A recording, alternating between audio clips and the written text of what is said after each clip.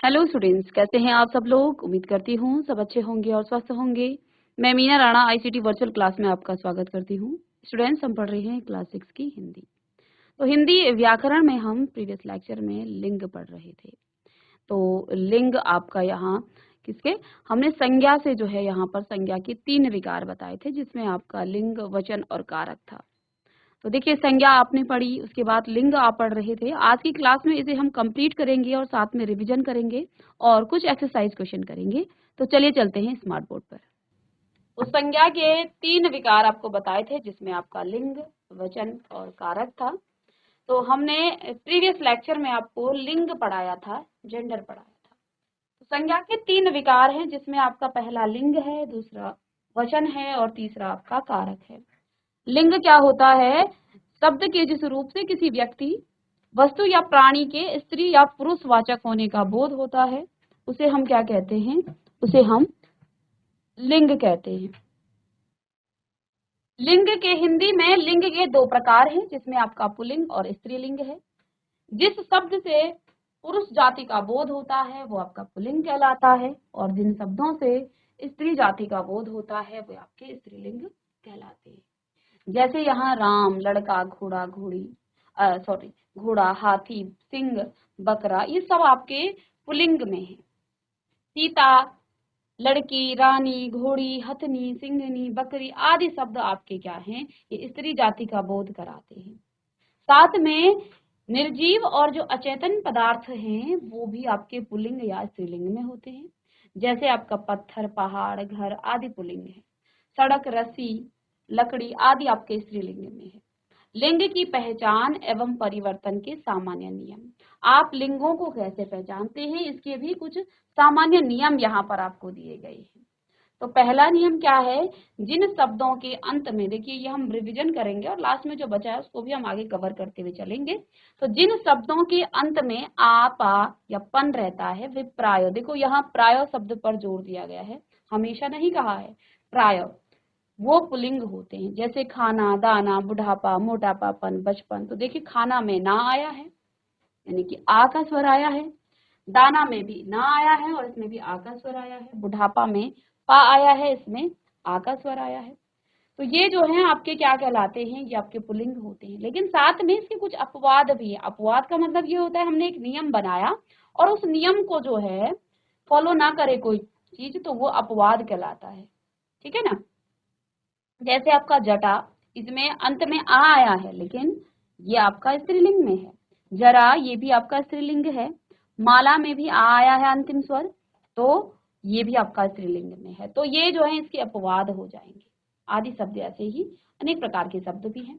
जिन शब्दों के अंत में ई, या, वट, हट आदि होता है वे प्राय स्त्रीलिंग होते हैं। जैसे आपका लड़की, लकड़ी, नदी, कुटिया, मिलावट, थकावट, घबरावट आदि शब्द आपके क्या हैं? ये आपके किसमें हैं? स्त्रीलिंग में है। नेक्स्ट है आपका, इसके भी कुछ अपवाद हैं, इसमें भी अपवाद हैं। जैसे मोती, पानी, दही, घी, ये आदि आपके पुल्लिंग शब्द है। ठीक है। नेक्स्ट है आपका पुल्लिंग से स्त्रीलिंग बनाने के नियम। पुल्लिंग से स्त्रीलिंग बनाने के कुछ नियम थे, जिसमें पहला नियम क्या था? अकारांत पुल्लिंग शब्दों को आप आकारांत कर देने से वे स्त्रीलिंग हो जाते हैं। दूसरा नियम है अकारांत एवं आकारांत शब्दों को इकारांत कर देने से वे स्त्रीलिंग हो जाते हैं। तीसरा नियम है आपका, तो जैसे यहाँ पर एक आधा उदाहरण भी हम देख लेते हैं। पहले में छात्र है, छात्र अकारांत पुल्लिंग शब्द है। इसमें आ कर देने पर, यानी कि इसके अंतिम स्वर को हम आ कर देते हैं, अंतिम वर्ण में जो है आ का स्वर लगा देते हैं, तो ये आपका स्त्रीलिंग में वृद्ध, वृद्धा, आचार्य, आचार्या, प्रिय, प्रिया, शिष्य, शिष्या, अनुज, अनुजा, इसी प्रकार से आपके ये शब्द जो है क्या है?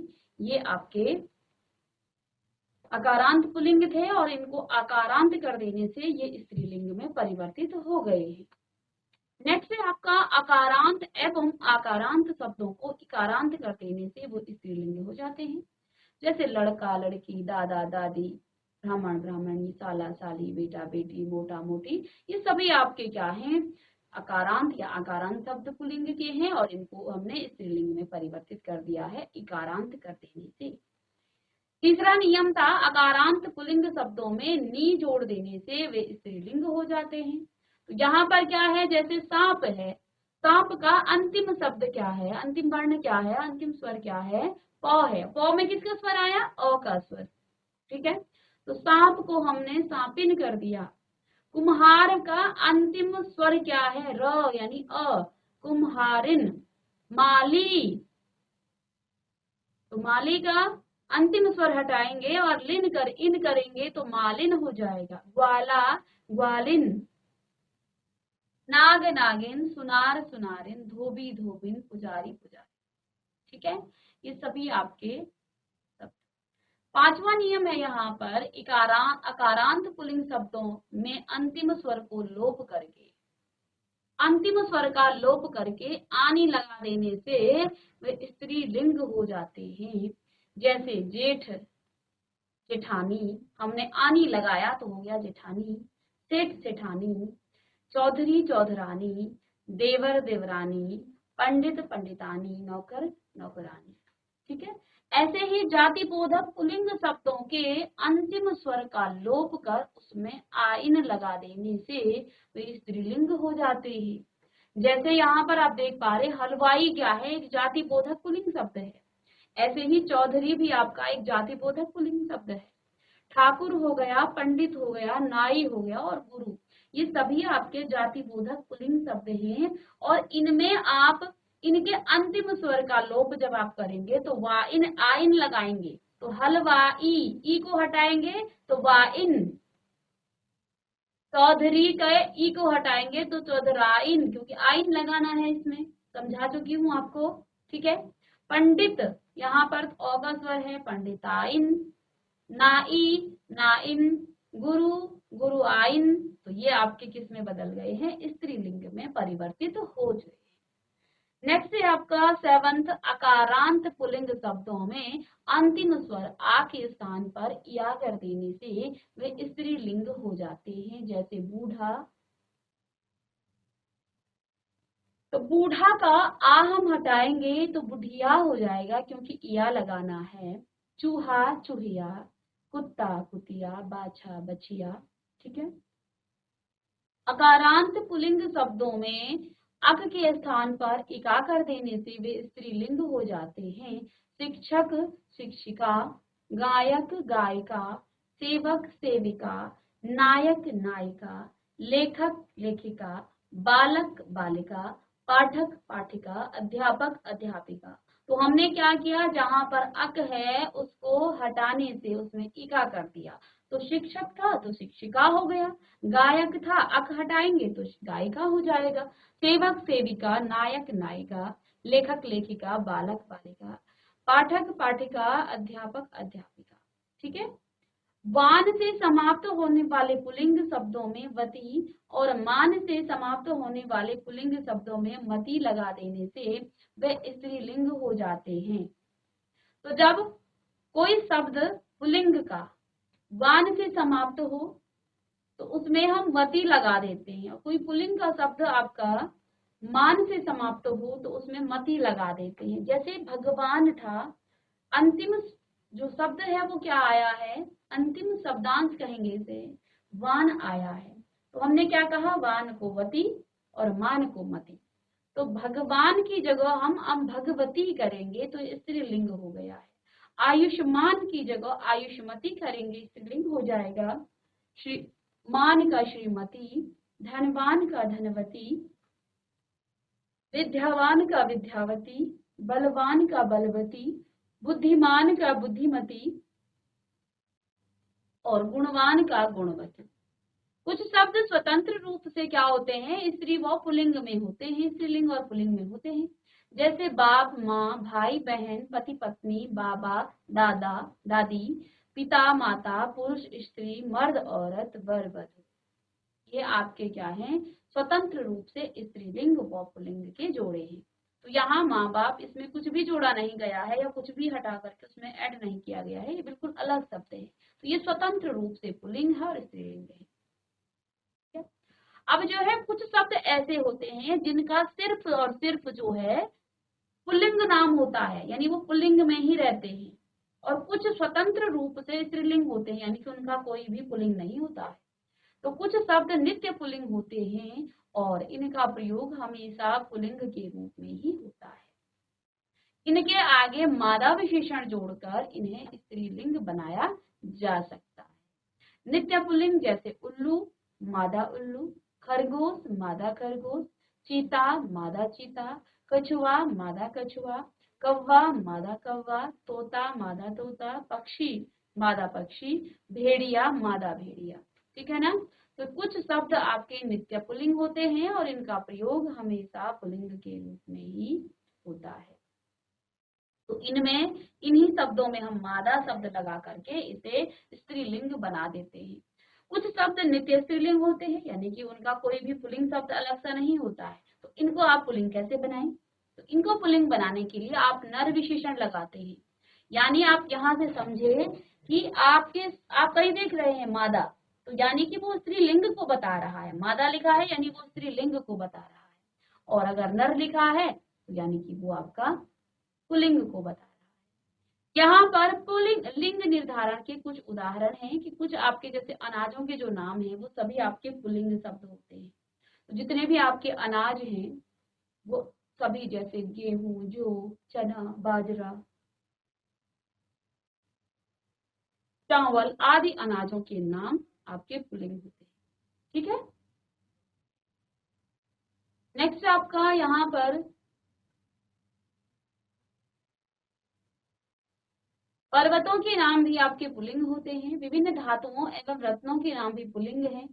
द्रव्य पदार्थ भी आपके पुल्लिंग हैं। ग्रह और महीनों के नाम भी आपके पुल्लिंग हैं। यहाँ अपवाद है, ग्रह में आपका पृथ्वी आपकी स्त्रीलिंग है, और स्त्रीलिंग में आपके तिथियों एवं नक्षत्रों के नाम आपके क्या हैं?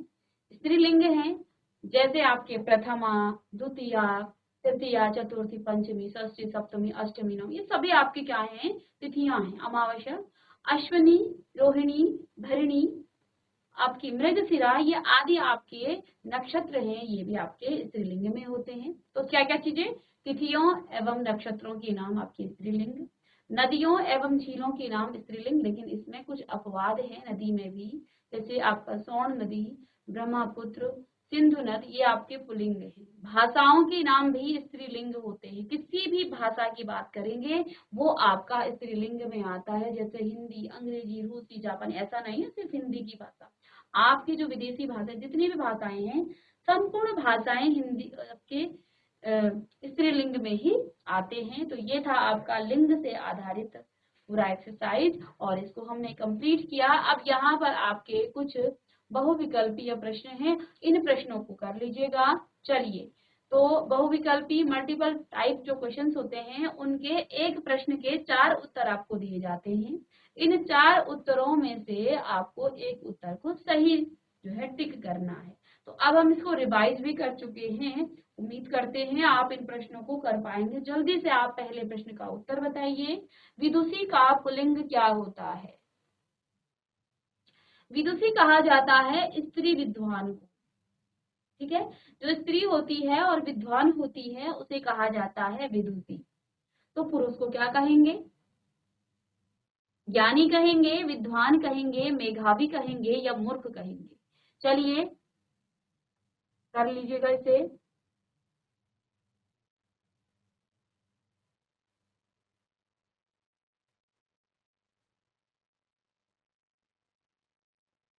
प्रश्न नंबर 2 है, लड़का में लिंग है, स्त्रीलिंग, पुल्लिंग, उभयलिंग, नपुंसक लिंग। तो देखिए हमने 2 ही लिंगों की बात की। ठीक है। स्त्रीलिंग और पुल्लिंग की हम बात कर रहे हैं। तो इन दोनों में से आपको जो है लिखना है इसका उत्तर। कृष्णा में लिंग है, कृष्णा में किसका लिंग है? स्त्रीलिंग है, उभयलिंग है, पुल्लिंग है, या कोई नहीं? चलिए। चौथा है, हिंदी में लिंग के भेद होते हैं।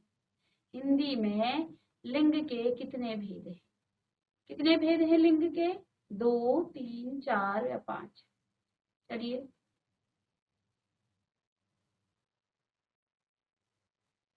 जल्दी से अपने उत्तर भी आप लिखेंगे। तिथियों के नाम प्राय होते हैं, क्या होते हैं, स्त्रीलिंग होते हैं या पुल्लिंग होते हैं। ठीक है, यहाँ पर आपको नपुंसक लिंग भी दिया था लेकिन हमने पढ़ा ही नहीं है, तो इन दोनों की तो ऑप्शन में ही नहीं है, इसमें से कोई नहीं। तो देखिए पहला प्रश्न आपका, विदुषी का पुल्लिंग है आपका बौ यानी विद्वान, क्योंकि पुरुष जो विद्वान होते हैं उन्हें विद्वान कहा जाता है और स्त्री विद्वान को विदुषी कहते हैं। लड़का में लिंग है, लड़का में किसका लिंग है, पुल्लिंग है। कृष्णा में लिंग है, कृष्णा में लिंग है, तो कृष्णा जो है स्त्रीलिंग का बोध कर रही है और साथ में ये नदी भी है। ठीक है, तो हिंदी में लिंग के कितने भेद हैं, हमने हिंदी में लिंग के 2 भेद पढ़े हैं। तिथियों के नाम आपके किसमें, स्त्रीलिंग में, अभी अभी हमने पढ़ा। चलिए नेक्स्ट प्रश्न है रिक्त स्थानों की पूर्ति करना।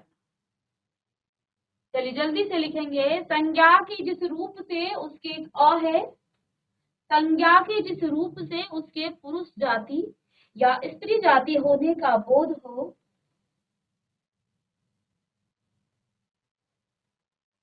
उसे कहते हैं, उसे लिंग कहते हैं। उसे क्या कहते हैं, लिंग कहते हैं। ठीक है, नेक्स्ट है आपका बी, वृक्षों के नाम सदैव होते हैं। हमने पढ़ा था ना भी वृक्षों के नाम किसमें होते हैं, चलिए वृक्षों के नाम होते हैं सदैव, स्त्रीलिंग होंगे या पुल्लिंग, तो वृक्षों के नाम हमेशा पुल्लिंग में आते हैं। ठीक है, नेक्स्ट है पर्वतों के नाम सदैव होते हैं, पर्वतों के नाम आपके हमेशा ही इसमें आ जाते हैं, पुल्लिंग में आ जाते हैं।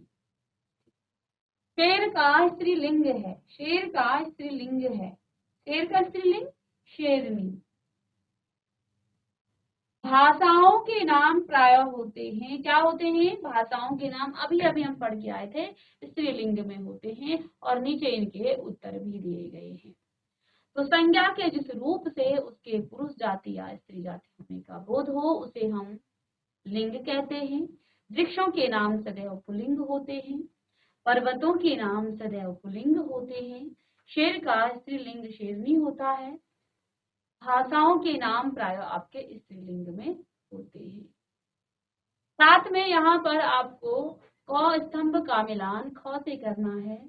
जैसे चूहा का आपका चूहिया हो जाएगा, तो ब्राह्मण का आप लिखेंगे और ठाकुर का और जेठ। ठीक है, तो जेठ जेठानी, ठाकुर ठकुरानी, फिर ब्राह्मण ब्राह्मणी और चूहा का चूहिया। ठीक है, और साथ में यहाँ पर कुछ और प्रश्न दिए गए हैं कि पुल्लिंग शब्दों के सामने उनके स्त्रीलिंग लिखने हैं।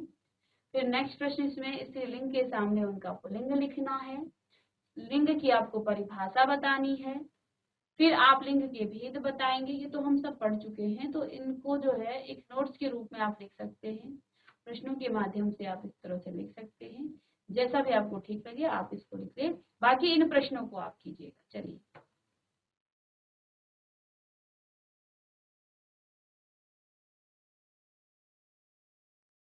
तो स्टूडेंट्स आज की क्लास में हमने लिंग को रिवीजन किया, साथ में इसकी अभ्यास प्रश्न भी किए। आप इन सभी प्रश्नों को घर से करके लाइएगा और नेक्स्ट क्लास में हम पढ़ेंगे वचन। तो मिलते हैं नेक्स्ट लेक्चर में, तब तक के लिए थैंक यू।